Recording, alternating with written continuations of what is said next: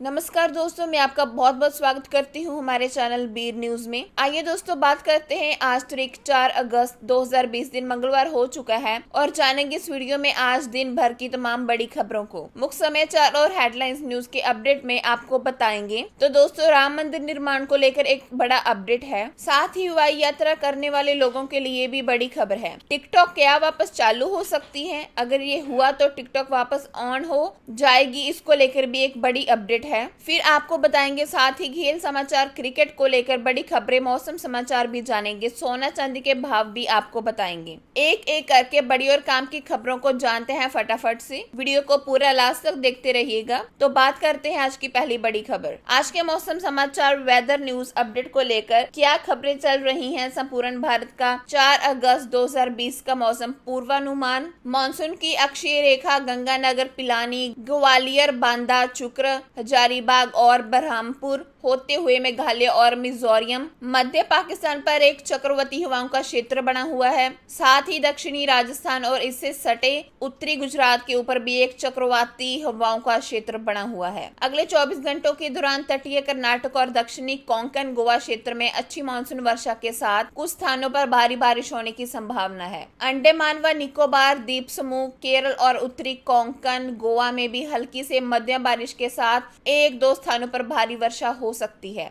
दक्षिणी छत्तीसगढ़, दक्षिणी ओडिशा, तेलंगाना के कुछ हिस्सों, मराठवाड़ा, दक्षिण पश्चिमी और दक्षिणी मध्य प्रदेश, दक्षिणी गुजरात, दक्षिणी मध्य महाराष्ट्र, मेघालय और लक्षद्वीप में हल्की से मध्यम बौछारें गिरने की संभावना है। एक दो स्थानों पर भारी वर्षा भी हो सकती है। केरल के बाकी भागों, आंतरिक कर्नाटक, तटीय आंध्र प्रदेश, उत्तरी छत्तीसगढ़, उत्तरी ओडिशा और गुजरात के शेष हिस्सों में हल्की वर्षा का अनुमान है। इन भागों में एक दो स्थानों पर मध्यम वर्षा के आसार हैं। झारखंड, उत्तर प्रदेश, बिहार, गगनीय पश्चिम बंगाल, हिमाचल प्रदेश, उत्तराखंड के कुछ हिस्सों, हरियाणा और पंजाब में छिटपुट वर्षा से अधिक की उम्मीद फिलहाल नहीं है। दिल्ली में भी बूंदाबांदी की संभावना से इनकार नहीं कर सकते। मोदी सरकार ने बनाया नया रोड मैप। 8वें से चौथा सबसे बड़ा कृषि निर्यातक बन सकता है भारत। जी हाँ दोस्तों, एक समय था जब भारत लगभग हर कृषि उत्पाद के लिए दूसरे देशों से आयात पर निर्भर था, लेकिन फिर 70 के दशक में शुरू हुई हरित क्रांति ने सब कुछ बदल दिया। देश में हर कृषि उपज का उत्पादन कई गुना बढ़ा है और भारत दर्जनों कृषि कमोडिटी के उत्पादन में न सिर्फ आत्मनिर्भर बन गया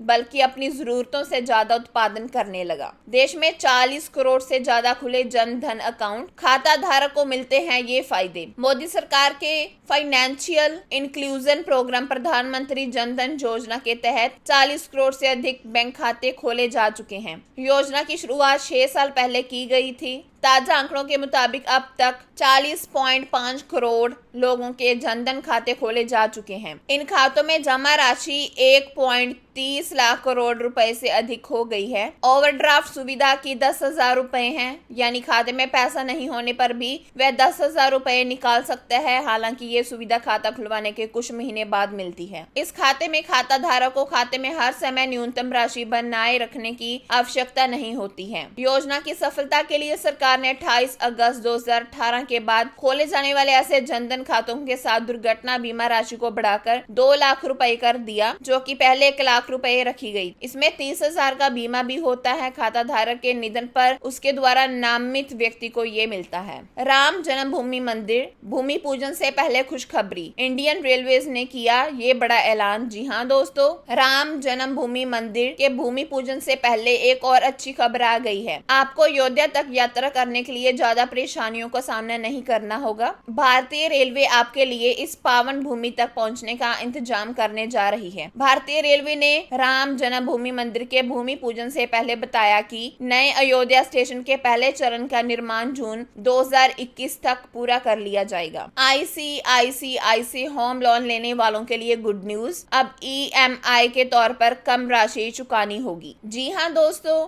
ICICI बैंक से होम लोन 7 अन्य लोन लेने वाले लोगों के लिए अच्छी खबर है। बैंक ने अपने MCLR यानी marginal cost of funds based landing rate में कटौती की है। इसके तहत बैंक ने अपनी ऋण दरों में 10 आधार अंकों की कटौती की है। बैंक के इस फैसले से होम लोन लेने वाले लोगों के EMI के तौर पर अब कम राशि का भुगतान करना होगा। 1 अगस्त से प्रभावी संशोधित दरों के तहत ICICI बैंक का 1 साल का MCLR घटकर 7.45% रह जाएगा। इससे पहले ये 7.55% था। 17 साल का युवक ट्विटर हैकिंग का मास्टरमाइंड, हैकिंग से पकड़े जाने तक की पूरी कहानी। मतलब दोस्तों, हाल ही में ट्विटर पर अब तक की सबसे बड़ी हैकिंग हुई। इसके दौरान कई हाई प्रोफाइल अकाउंट्स हैक कर लिए गए। इनमें पूर्व अमेरिकी president Barack Obama, Bill Gates, Elon Musk और रैपर कायन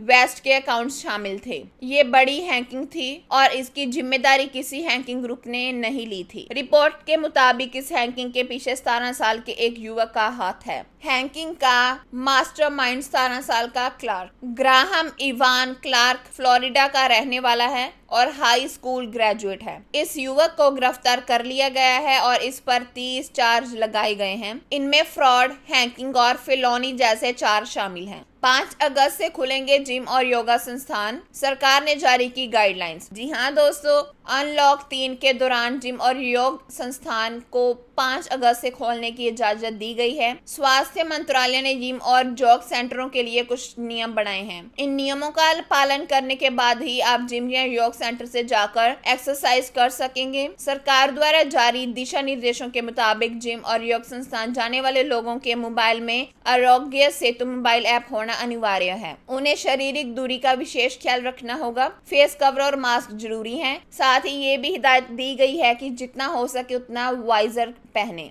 हो सके तो वाइजर पहनकर ही एक्सरसाइज करें। सरकार ने अपने आदेश में ये साफ कर दिया है कि जो भी जिम या योग सेंटर हॉटस्पॉट एरिया में आते हैं उन्हें फिलहाल बंद रखा जाएगा। वहीं कंटेनमेंट जोन से बाहर वाले जिम को खोलने से पहले सरकार के आदेशों का पूरी तरह पालन करना होगा। HRD मंत्री रमेश पोखरियाल ने अपर प्राइमरी कक्षाओं के लिए लॉन्च किया नया एकेडमिक कैलेंडर। जी हाँ दोस्तों, HRD मंत्री रमेश पोखरियाल निशंक ने अपर प्राइमरी कक्षाओं यानी कक्षा 6 से 8 के लिए वैकल्पिक अकादमिक कैलेंडर लॉन्च किया है। उन्होंने खुद ट्वीट कर इस बात की जानकारी दी और बताया कि उन्होंने अगले 8 हफ्तों के लिए इस कैलेंडर को लॉन्च किया है। मानव संसाधन एवं विकास मंत्री ने जानकारी दी कि इस अकादमिक कैलेंडर में अध्यापकों के लिए तकनीकी और सोशल मीडिया टूल्स के प्रयोग के विस्तृत दिशा निर्देशों को भी शामिल किया गया है ताकि वे ऐसे समय में भी शिक्षा का विस्तार कर सकें। IBPS 2020 9 अगस्त को आयोजित होने वाली परीक्षा स्थगित, अब 12 अगस्त को होगा एग्जाम। जी हाँ दोस्तों, institute of banking personal selection ने विभिन्न पदों के लिए आयोजित होने वाली भर्ती परीक्षाओं को स्थगित कर दिया है। 9 अगस्त को आयोजित होने वाली परीक्षा को निरस्त कर अब ये परीक्षा 12 अगस्त को आयोजित की जाएगी। दरअसल कोरोना महामारी के बढ़ते प्रकोप के मद्देनजर ये फैसला लिया गया है। स्पाइस जेट की हवाई टिकटों पर अब नहीं मिलेगा कोई ऑफर, DGCA ने लगाई रोक। मतलब दोस्तों, स्पाइस जेट के मुताबिक सेल के दौरान टिकट खरीदने वाले ग्राहकों को अधिकतम 2000 रुपए मूल्य का एक प्रोत्साहन कूपन मिलेगा। इसका उपयोग वे भविष्य की यात्राओं में कर सकेंगे। DGCA ने सोमवार दोपहर को सरकार के किराए सीमा तय करने के आदेश पर ध्यान दिलाते हुए स्पाइस जेट को उसकी सेल रोकने के निर्देश दिए। सरकार ने अपने आदेश में सबसे कम दूरी की उड़ाने के लिए न्यूनतम 2000 रुपए का किराया तय किया है। इस बारे में स्पाइस जेट के एक प्रवक्ता ने कहा, हम पहले ही DGCA के दिशा निर्देशों का पालन कर रहे हैं। अंतर्राष्ट्रीय उड़ान से आने वालों के लिए नए निर्देश, नेगेटिव टेस्ट रिपोर्ट वालों को राहत। मतलब दोस्तों, यूनियन हेल्थ मिनिस्ट्री ने 2 अगस्त को इंटरनेशनल फ्लाइट्स के जरिए भारत आने वाले यात्रियों के लिए नए गाइडलाइंस जारी किए हैं। ये नए गाइडलाइंस 8 अगस्त से लागू होंगे। इन नए दिशा निर्देशों के मुताबिक अगस्त से इंटरनेशनल फ्लाइट्स के जरिए भारत आने वाले यात्रियों की स्थिति में संस्थागत क्वारंटीन से छूट मिलेगी अगर उनके पास कोविड-19 नेगेटिव टेस्ट रिपोर्ट्स होगी। सभी यात्रियों को यात्रा से कम 72 घंटे पहले वेबसाइट newdelhieairport.in पर सब घोषणा पत्र जमा करना होगा। जो यात्री नेगेटिव टेस्ट रिपोर्ट्स नहीं दे पाएंगे उन्हें वेबसाइट पर एक वचन देना होगा कि वे 14 दिनों के लिए अनिवार्य रूप से क्वारंटीन रहेंगे। टिकटॉक के अमेरिकी ऑपरेशंस पर अब होगा माइक्रोसॉफ्ट का अधिकार, जल्द होगी डील। मतलब दोस्तों, सूचना प्रौद्योगिकी क्षेत्र की दिग्गज कंपनी माइक्रोसॉफ्ट ने रविवार को पुष्टि करते हुए बताया कि वह चीनी कंपनी बाइटडांस से उसके लोकप्रिय वीडियो ऐप टिकटॉक की अमेरिकी शाखा को अधिग्रहित करने की बातचीत कर रही है। साथ ही कहा कि उसने राष्ट्रपति डोनाल्ड ट्रंप से ऐसी खरीद के संबंध में सुरक्षा और सेंसरशिप को लेकर उनकी चिंताओं पर चर्चा की है। जुबिलेंट ने भी लॉन्च की कोरोना के लिए रेमडेसिविर दवा। एक शीशी की कीमत होगी 4700 रुपए। जी हाँ दोस्तों, जुबिलेंट लाइफ साइंसेज ने सोमवार को ऐलान किया कि उसकी सहायक कंपनी जुबिलेंट जेनेरिक्स ने कोरोना वायरस के मरीजों के लिए रेमडेसिविर का इंजेक्शन लॉन्च किया है। भारतीय मार्केट के लिए कंपनी ने इस दवा का नाम जुबीआर रखा है, जिसकी कीमत 4700 रुपए प्रति वायल होगी। 100 mg के वायल को कंपनी देश में कोरोना वायरस का इलाज मुहैया करा रहे 1000 अस्पतालों को उपलब्ध कराएगी। इन अस्पतालों को ये दवा कंपनी के डिस्ट्रीब्यूशन नेटवर्क के जरिए ही उपलब्ध कराया जाएगा। ऐसे ही हमारे साथ अंत तक बनने के लिए आपका बहुत बहुत धन्यवाद।